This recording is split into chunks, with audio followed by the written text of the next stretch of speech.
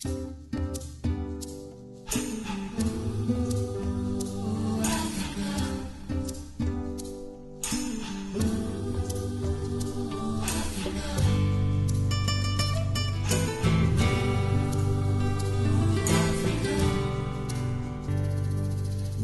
is iets in Afrika, ja daar is God, jij moet net vragen.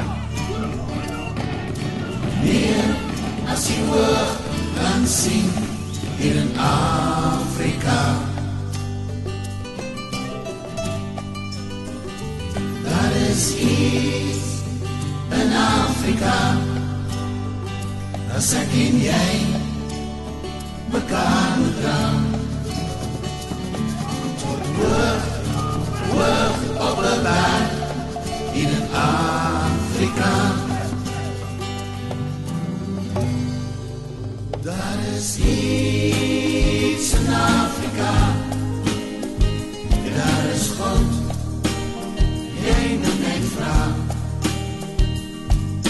Meer as jy woord kan zien hier in Afrika. Onder een staalblauwe hemel genieten we van de ochtendzon, voor we de bus opstappen richting Pretoria.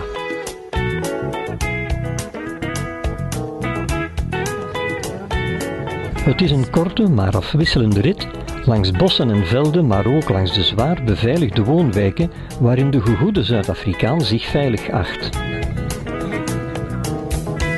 Pretoria wordt ook wel de Jacaranda-stad genoemd, vanwege de vele jacarandabomen.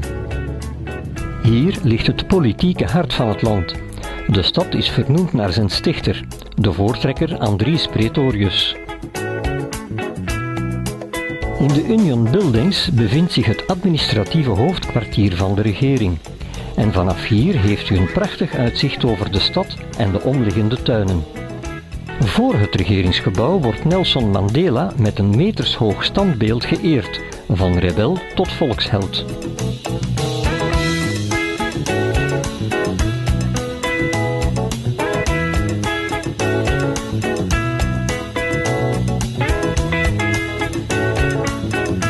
In het hart van de stad ligt Church Square, waar diverse mooie gebouwen uit einde 19e eeuw staan. We zien onder andere de raadzaal en het paleis van justitie. Het is zondag en de stad lijkt verlaten.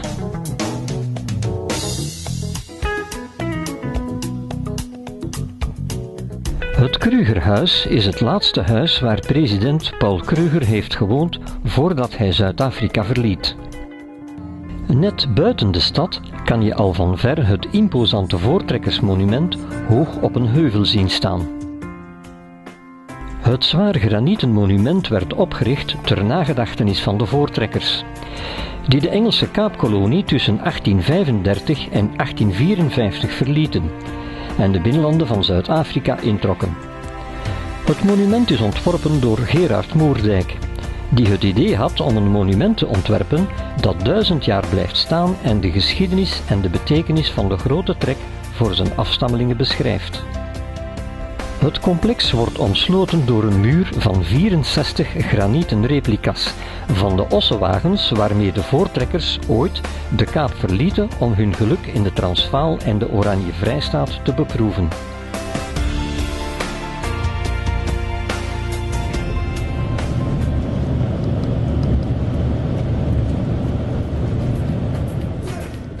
Soweto is een stadsdeel van Johannesburg. De naam is een afkorting van South-Western Townships.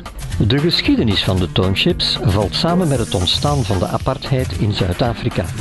De zwarte bevolking trok naar Johannesburg om er te werken in de goudmijnen. Vanaf het begin werden deze mijnwerkers geplaatst in de buitenwijken van Johannesburg. In het hart van Soweto ligt de Freedom Square, waar in het Freedom Charter Monument de 10 vrijheidsbeginselen gegraveerd zijn. De township telt verschillende wijken die zowel etnisch als maatschappelijk zeer verschillend zijn.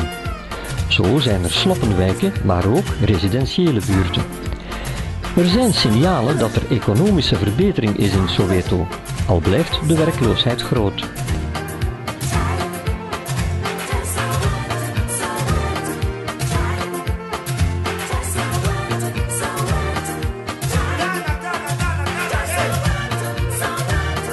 Het vroegere huis van Nelson Mandela is nu een museum. Hij noemde het huis het middelpunt van zijn wereld.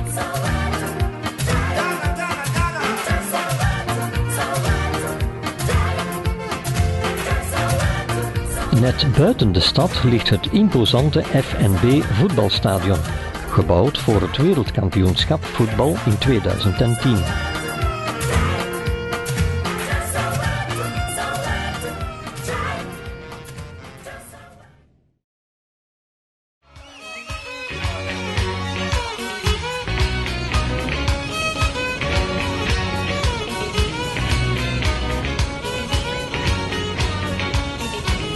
We reizen in oostelijke richting naar Oregstad.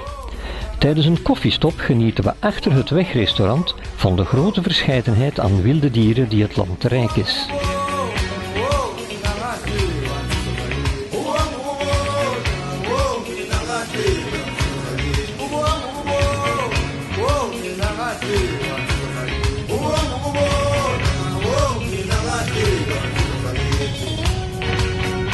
In Dulstroom houden we halt voor de lunch. De reclame voor Belgische wafels kunnen we dan ook niet negeren.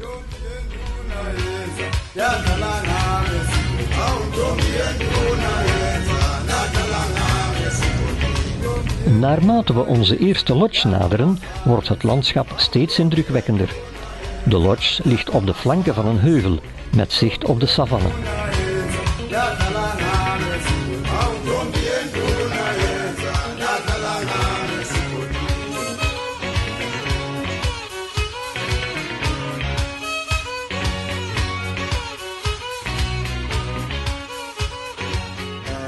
Drive around for an hour and a half.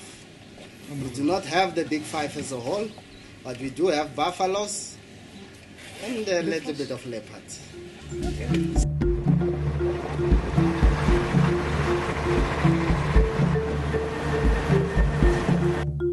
Al snel merken we een familie struisvogels op, met tussen hun ouders 2 jonge kuikens.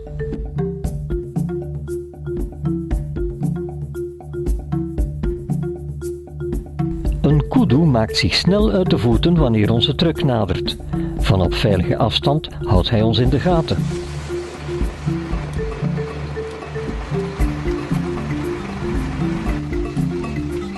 Een eindje verder staat zijn harem ons aan te staren.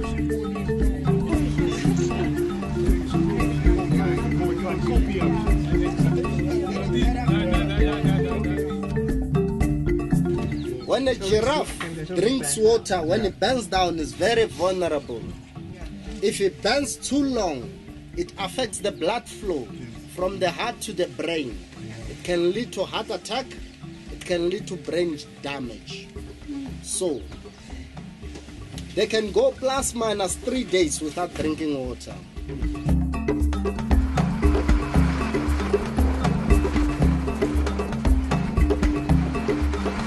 We verkennen verder het park, wanneer een kudde jonge impalas de weg oversteken.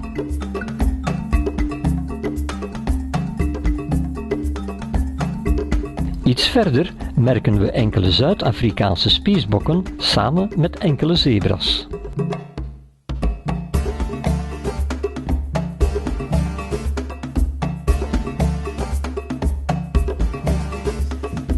In the termite mound, the size that you see outside is 3 times the size down there. That means it's deeper and wider. As I said, they've got tunnels that they use to move around. Those tunnels also control the temperature. You were right when you said it's hot. They control the temperature using the tunnels or the ventilation tunnels.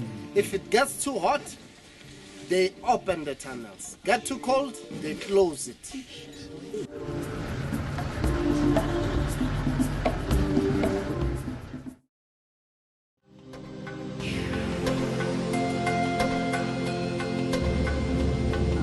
We nemen de panoramaroute naar het Krugerpark en bezoeken de prachtigste natuurwonderen die langs deze mooie weg gelegen zijn.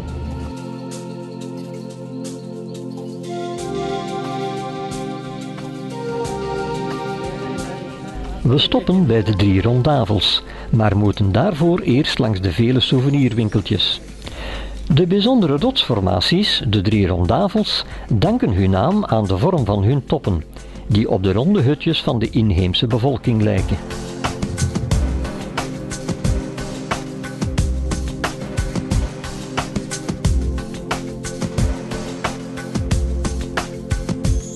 De Blythe River Canyon is een bijzonder natuurverschijnsel. De kloof is zo'n 26 kilometer lang en ongeveer 800 meter diep. De hoge wanden van de kloof bestaan voornamelijk uit rode zandsteen waarin de rivier de kloof heeft uitgesleten.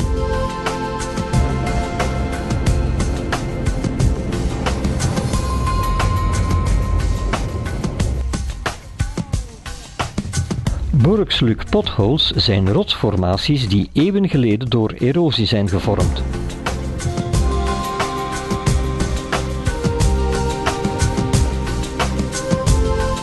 De bizarre cilindrisch gevormde gaten zijn ontstaan doordat gedurende miljoenen jaren het water van de rivieren de Treur en de Blijde in snelle, ronddraaiende bewegingen langs de rotsen stroomde.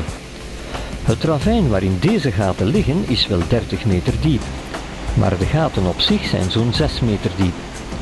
Het gebied is genoemd naar de goudzoeker Tom Borg.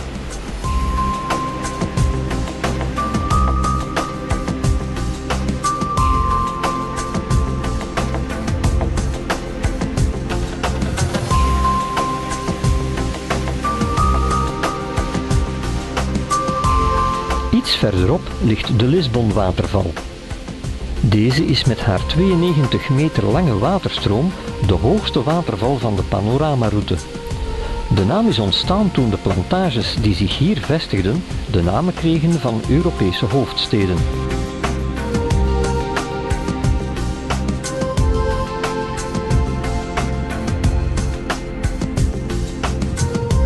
Ook hier weer de souvenirwinkeltjes bij de parking. Maar het zijn de apen die met de aandacht gaan lopen.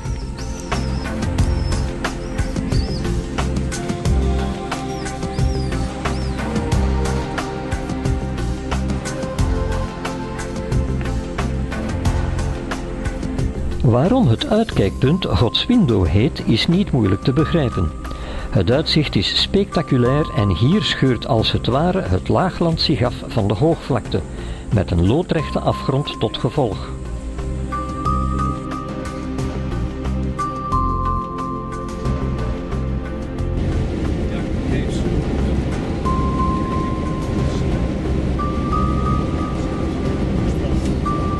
In de vooravond nemen we onze intrek in het Inkambeni Safari Kamp, waar onze kamer bestaat uit een vrijstaande tent. Op Afrikaanse wijze wordt de bagage aan de tent afgeleverd.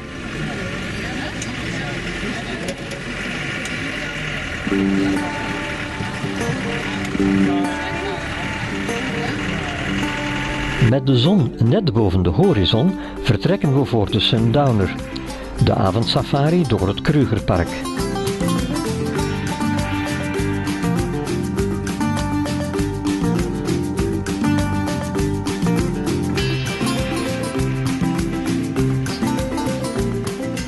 Marula liqueur is made from this tree's fruit. Not just liqueur is made out of it. Beer is brewed from it. Jam is made out of it. It is about this size, the fruit. One fruit has more vitamin C than a whole orange. One fruit, more vitamin C. They say about 5 times more than one orange. By Shagan people, it's also known as the elephant tree. Because if you get a tree that is bearing fruit, you will find elephant by it. Een kudu maakt zich snel uit de voeten, terwijl een specht onverstoord insecten zoekt in een boom. De bavianen maken zich ondertussen klaar voor de nacht, terwijl wachtposten uitgezet worden. Onder het genot van een glaasje Amarula genieten we van de ondergaande zon boven het Krugerpark.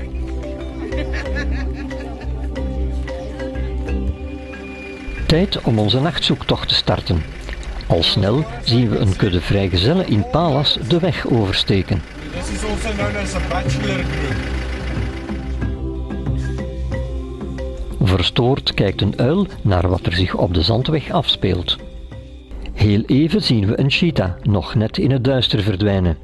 En ook deze zebra maakt zich al snel uit de voeten.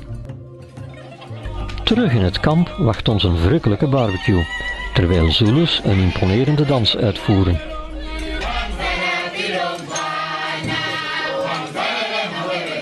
You know,